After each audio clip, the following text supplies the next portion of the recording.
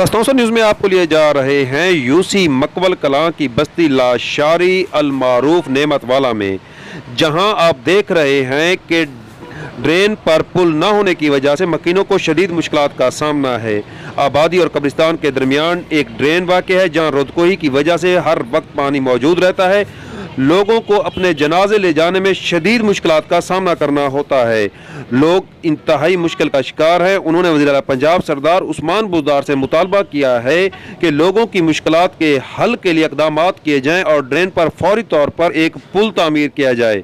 यहाँ पर मौजूद है हमारे रिपोर्टर काजी ज़ियाउल हक, जिनसे पूछते हैं कि मकीनों को क्या मुश्किलात दरपेश हैं।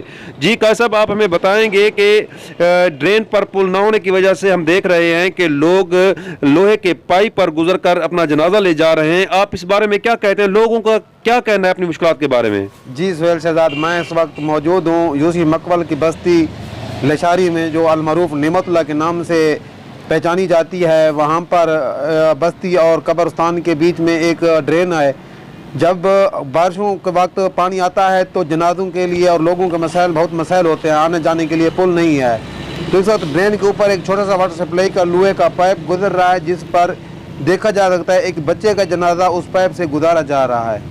जी काजी ज़ियाउल हक, आपने हमें बताया कि बच्चे का जनाजा लोहे के पाइप से गुजार कर कब्रिस्तान तक लाया जा रहा है। हम आपको बताते चलें कि ये यूसी मकबल कलां की बस्ती लाशारी अल मारूफ नेमत वाला है।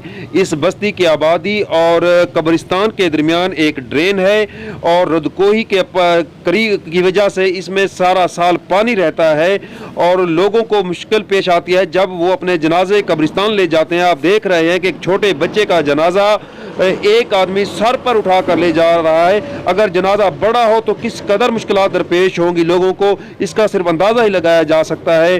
काजी ज़ियाउल हक, आपका बहुत शुक्रिया। तस्तौसा न्यूज़